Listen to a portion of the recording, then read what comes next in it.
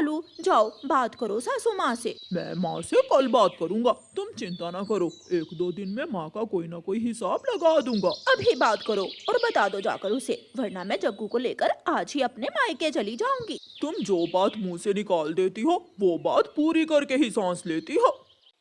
कालू कौवा रसोई से निकलकर अपनी माँ के पास जाता है। माँ, वो जो कीकर के सूखे पेड़ पर घोंसला है वो पिताजी ने बनाया था क्या?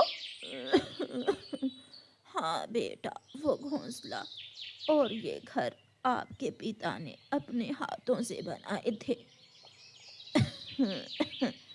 भला जमाना था, उस वक्त ये घोंसला और घर 500 में ही बन गए थे। माँ, मैं आज देख कर आया हूँ, वो घोंसला अच्छा भला है, आप वहाँ चली जाए। गौरी कहती है कि हाँ हाँ, मैं ही कहती हूँ, तुम कुछ नहीं कहते हो। जो कल मुझे बोल रहे थे कि माँ हर वक्त खांसती रहती है। मेरी चिंता ना करो, अपने जग्गू का सोचना है तो बात करो माँ से। जग्गू को फिर खांसी हो गई है और ये खांसी माँ जी से भरती हुई पूरे घर को हो जाएगी। बेटा, अगर आप सब मेरी वजह से इतने परेशान हैं तो मैं चली जाती हूँ उस घोंसले में। माँ की ये बात सुनकर सब बहुत खुश हो जाते हैं। माँ जी, मैंने सामान बांध दिया है, एक गिलास और मटका भी रख दिया है। अगर कोई भी परेशानी हुई तो बता देना, मैं और कालू तुरंत आपके पास पहुँच जाएंगे। ठीक है बहू, जैसे आपकी इच्छा। कालू कौवा अपनी माँ का सामान उठाता है और माँ को साथ लेकर घर से निकलता है। घोंसले के पास जाकर सामान रखने के बाद कालू माँ से कहता है, माँ, मैं ये टूटे हुए तिनके अभी बदल देता हूँ। फिर कौवा अपनी चोंच से तिनकों को ठीक करता है। लो, ये तो नया बन गया। हाँ बेटा, ये अच्छा है। माँ जी, इस घोंसले से पिताजी की यादें भी जुड़ी हुई हैं। बेटा कालू, यादें तो घर से भी जुड़ी हुई हैं। इस घोंसले में तो हम कुछ ही दिन रहे थे और जब तुम अंडे से बाहर निकल आए तो हम उस घर में चले गए थे। माँ, अब मैं चलता हूँ, ये पानी पड़ा है और दाना भी, मैं कल लाऊंगा। मेरा खांसी का शरबत खिड़की में पड़ा था, वो दे जाना मुझे। अच्छा माँ, अब जाने भी दो। कालू कौवा चला जाता है। आज तो कालू की पत्नी गौरी कौवी का मूड भी बहुत अच्छा था।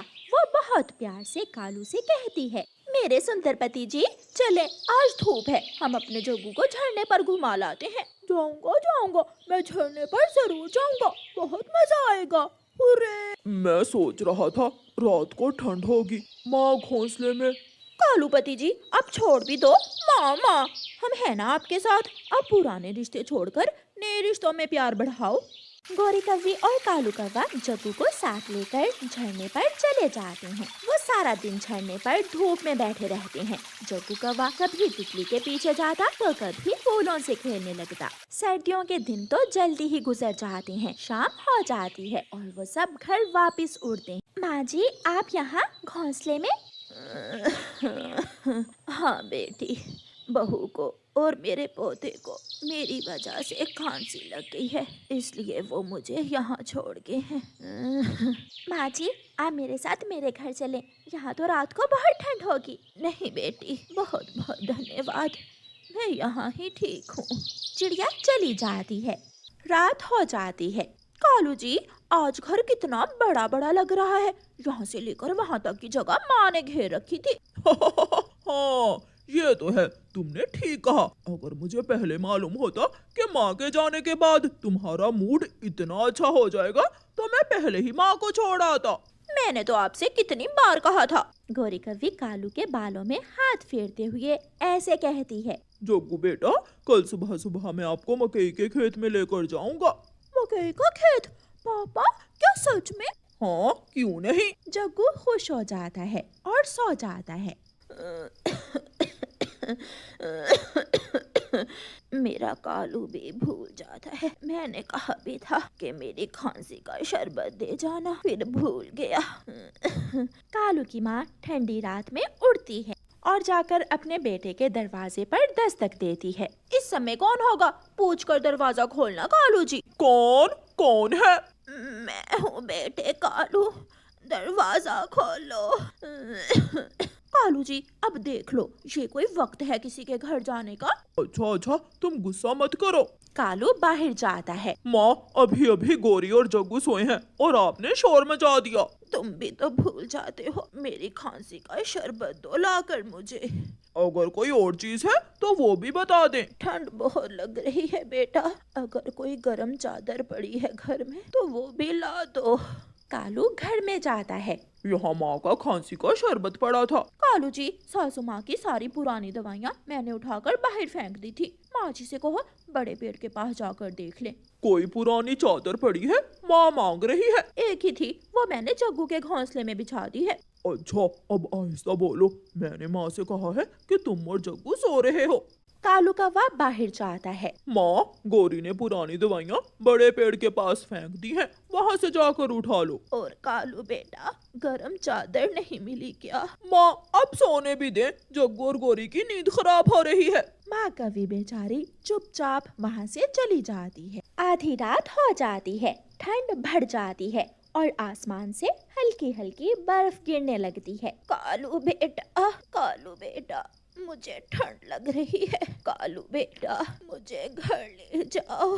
जब माँ कव्वी से ठंड बर्दाश्त नहीं होती तो वो उठती है और एक बार फिर से अपने बेटे के पास जाती है और दरवाजे पर दस्तक देती है। कालू जी, अब अगर माँ हुई तो दरवाजा मत खोलना। कालू कौवा दरवाजे के सुराख में से देखता है। गौरी, बाहर माँ खड़ी है। ये बुढ़िया आज रात सोने नहीं देगी।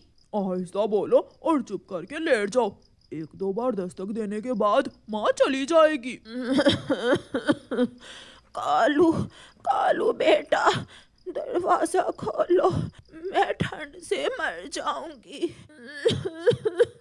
थक हार कर कालू कौवे की माँ वापस चली जाती है और घोंसले में जाकर लेट जाती है। बूढ़ी माँ की सांसें रुक रही थी और अब उसे ठंड भी कम लगने लगी थी। अब बूढ़ी माँ में ठंड महसूस करने की जान ही नहीं बची थी। वो अपनी आंखें बंद करती है और उसे हमेशा हमेशा के लिए ठंड से मुक्ति मिल जाती है। बर्फ गिर रही थी और बूढ़ी कवि माँ के पंख आहिस्ता आहिस्ता सफेद हो जाते हैं। सुबह हो जाती है। कालू कौवा दरवाजा खोलता है और घर से निकलता है। बाहर तो बहुत ठंड है, शायद रात बर्फ गिरी है। माँ न जाने किस हाल में होगी। कालू कौवा उड़ता है और अपनी माँ के पास जाता है तो उसकी माँ बर्फ से जमी हुई थी। वो मर चुकी थी। माँ उठो माँ, मुझसे बात करो। कालू कौवे की आंखों में आंसू थे जो उसकी मरी हुई माँ के ऊपर गिर रहे थे।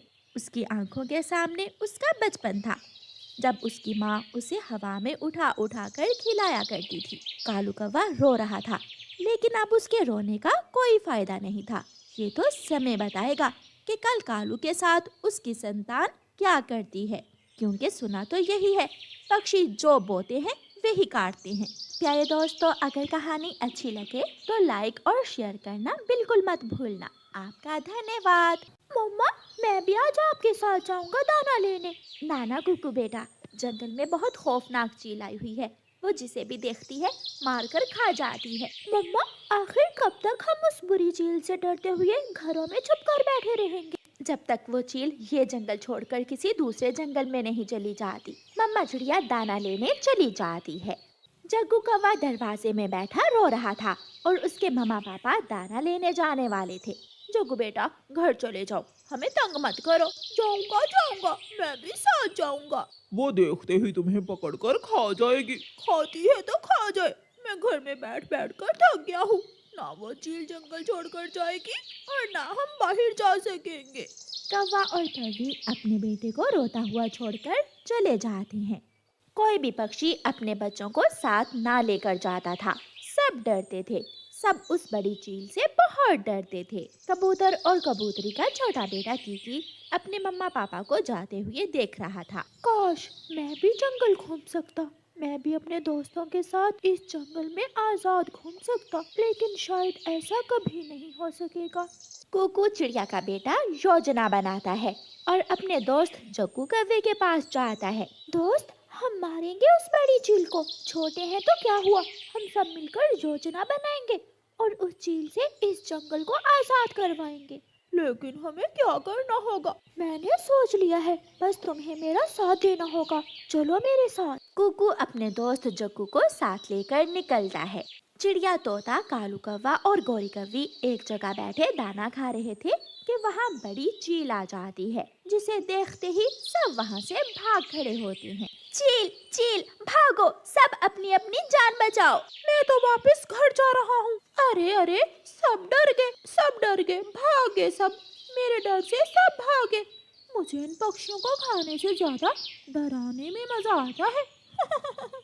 बड़ी चील बैठी हंस रही थी। वो सारे दोस्त किसी दूसरी जगह जाकर दाना खाने लगे हैं। चील पहाड़ों पर जाकर अपने घोंसले में बैठ जाती है। वो चील अपने घोंसले में बैठी हुई है। मैं जाता हूँ और बात करता हूँ उस चील से।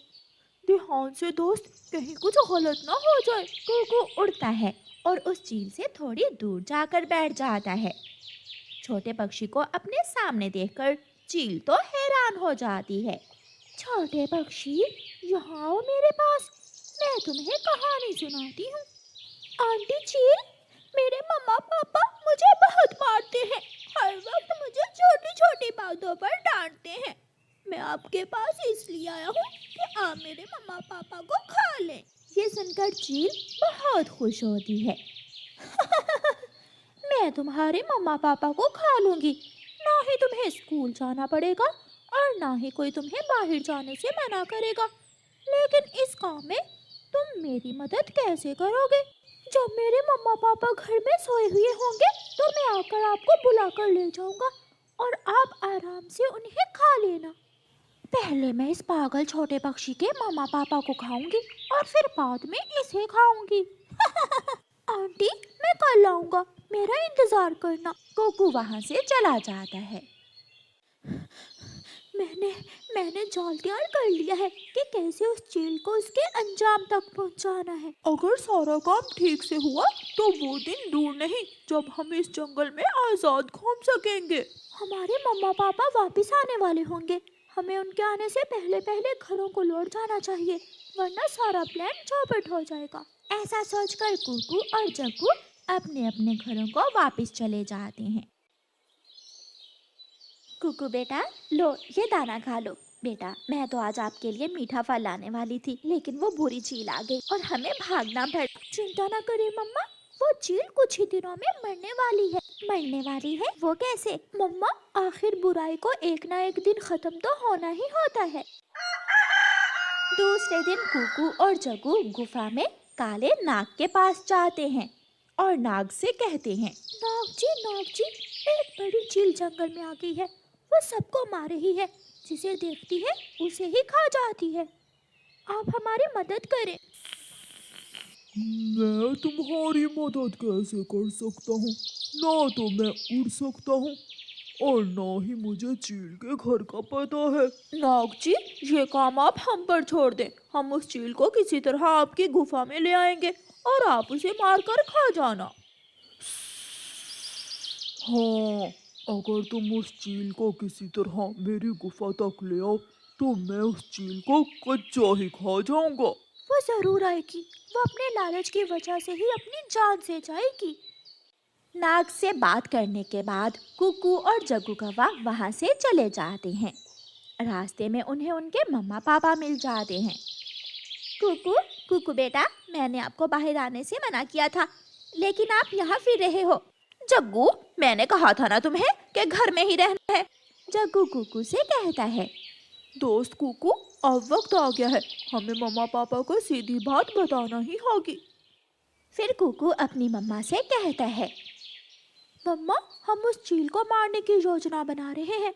आप हम पर विश्वास रखें। देखना, कल वो बड़ी चील अपने अंत तक पहुंचने ही वाली है।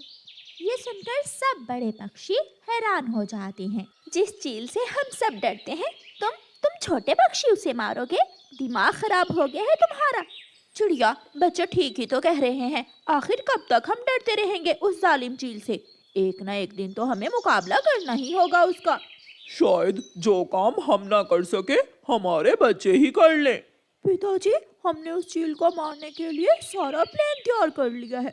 तो फिर ध्यान से करना सब, ऐसा ना हो कि वो चील आपको ही खा जाए। ये सुनकर बच्चे खुश हो जाते हैं। अब हम पहले से ज्यादा अच्छी तरह काम करेंगे। अब हम पहले से ज्यादा मजबूत हो गए हैं। अपनी योजना के अनुसार दूसरे दिन जग्गू और कुकू सुबह सवेरे ही अपने घर से निकलते और चील के घोंसले से थोड़ी दूर जाकर छुप कर बैठ जाते हैं। चील अपने घोंसले में नहीं है, शायद वो किसी को अपना शिकार बनाने गई हो। बड़ी चील तो आज मिट्ठू तोते के घर चली गई थी। घर का दरवाजा खुला था, इसलिए चील आसानी से ही मिट्ठू के घर पहुंच जाती है। छोटे तोते, चलो तो आज मैं तुम्हें स्वर्ग की सैर करवाती हूँ। मुझे मुझे अपने घर में ही रहने दे, मेरे पापा आपको छोड़ेंगे नहीं। लेकिन वो चील छोटे मिट्ठू को उठाकर वहाँ से भाग जाती है। चील जब अपने घोंसले में जाकर छोटे मिट्ठू को रखती है तो कुकू वहाँ आ जाता है। आंटी आंटी, जल्दी चले, मेरे मम्मा पापा गुफा में जाकर सो रहे हैं। मैं अभी अभी उन्हें देख कर आया हूँ। मैं तो इस छोटे तोते को खाने वाली थी, गया समय लौट कर नहीं आएगा। आंटी प्लीज मेरे मम्मा पापा को खा ले पहले, और छोटे मिट्ठू को बाद में खा लेना। बात तो ठीक है तुम्हारी, छोटे पक्षी को खाने से तो मेरा पेट भी नहीं भरेगा। फिर बड़ी चील कुकू के साथ चली जाती है और जग्गू जल्दी से झाड़ियों से निकलकर छोटे मिट्ठू के पास आ जाता है। शांत हो जाओ दोस्त, वो चील अब कभी लौट कर नहीं आएगी। कुकू बड़ी चील को गुफा के पास ले जाता है। नाग भी गुफा में दरवाजे के पीछे छुपा बैठा था। आंटी जल्दी से गुफा में जाकर मेरे मम्मा पापा को खा ले। फिर वो चील कुछ सोचे बिना गुफा में घुस जाती है। यहाँ तो कोई भी नहीं है। वो छोटा पक्षी मुझे उल्लू बना गया। पीछे से नाग भी चील को गर्दन से पकड़कर ऊपर बैठ जाता है। मैं हूँ ना यहाँ तुम्हारा स्वागत करने के लिए। फिर वो नाग चील को डसकर मार देता है और उसे खा जाता है।